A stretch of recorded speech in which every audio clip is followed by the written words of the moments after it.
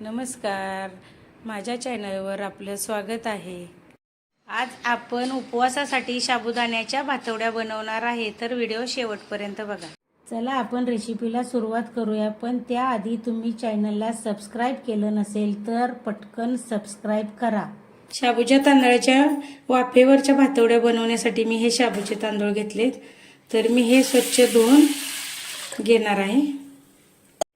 हे शाबूचे तांदूळ मी धुवून घेतलेत आणि वरती तांदळाच्या वरती थोडं मी अर्धा इंच पाणी ठेवलेलं आहे भिजण्यासाठी। तर हे मी 5 तास शाबूचे तांदूळ भिजवून घेणार आहे। हे मी शाबूचे तांदूळ 5 तास भिजत घातलेत, तर आता हे पूर्ण आपण आता असे सुट्टे करून घेऊया। तर आता हे आपण सर्व सुट्टे करून घेतलेत। त्याच्यामध्ये आपण आता चवीनुसार मीठ घालूया। हे सर्व मिक्स करून घेऊया। तर याच्या आपण वाफेवरच्या शाबूच्या तांदूळाच्या भातवड्या बनवणार आहे।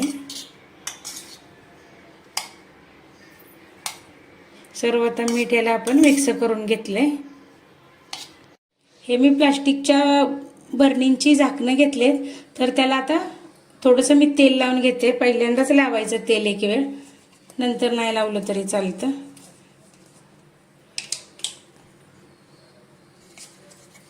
असं थोडं थोडं तेल लावून घ्यायचं, म्हणजे शाबूचा तांदूळ चिटकणार नाही त्याला। ह्या झाकणांना तेल लावून सर्वांना झालेलं आहे। आपण आता त्याच्यामध्ये शाबूचे तांदूळ घालूया। जास्त जाड नाही करायचे, पातळ केल्यानंतर भरपूर चांगल्या फुलतात। तर अशा सर्व बाजूने हे असं भरून घ्यायचं।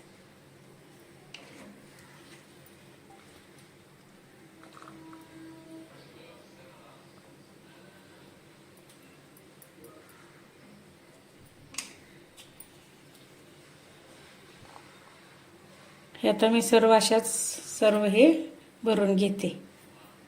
झाकणामध्ये आता सर्व शाबूचे तांदूळ भरून झालेत। तर शाबूचे तांदूळ आता आपण वाफेवर शिजवून घेण्यासाठी मी हे टोपामध्ये पाणी गरम करायला ठेवलंय। आता आपण त्याला उकळी काढून घेऊया आणि त्याच्यावरती अशी चाळण ठेवायची।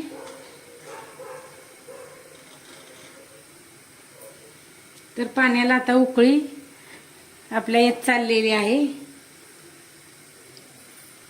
पाण्याला उकळी आलेली आहे। आता आपण त्याच्यावरती चाळण ठेवू, हे शाबूच्या तांदळाचे झाकण ठेवूया।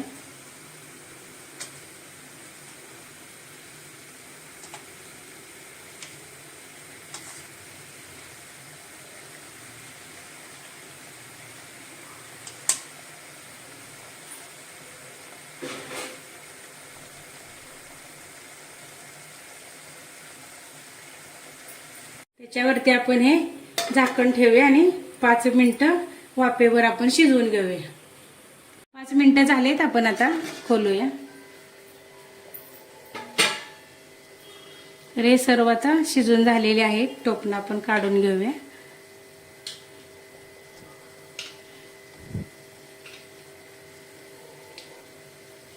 आणि आपण आता दुसरी भरलेली झाकणं ठेवूया।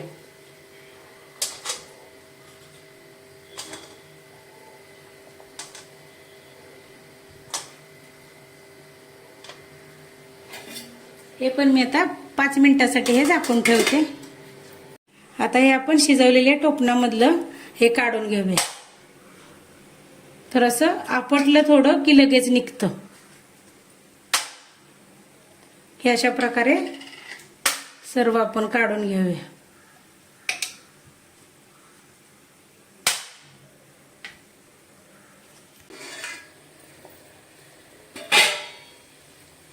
हे आपलं शिजून झालेलं आहे, आपण आता काढून घेऊया।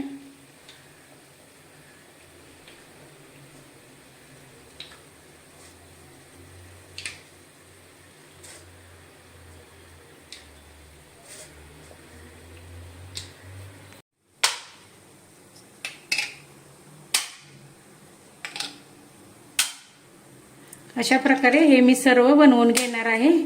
तर एकदम सोपी पद्धत आहे, तर तुम्ही नक्की करून ही बघा।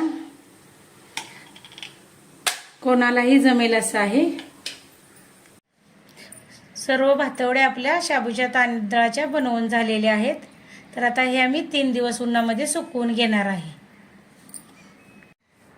साबुदाण्याच्या भातवड्या आपण ह्या 3 दिवस उन्हामध्ये चांगल्या कडकडीत वाळवून घेतलेल्या आहेत. आता आपण ह्या तळून घेऊया. तेल आपलं चांगलं गरम झालेलं आहे. आपण आता त्याच्यामध्ये साबुदाण्याची भातवडी तळून घेऊया.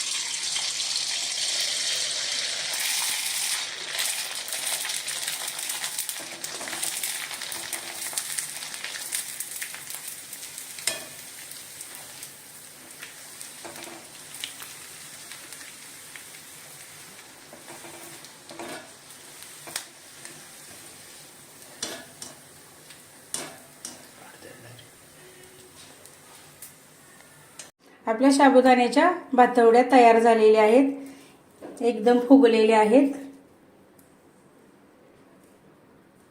तुम्हाला आजची रेसिपी आवडली असेल तर व्हिडिओला लाईक करा, शेअर करा आणि चॅनलला सबस्क्राईब केलं नसेल तर नक्की सबस्क्राईब करा. भेटूया पुढील भागात. धन्यवाद.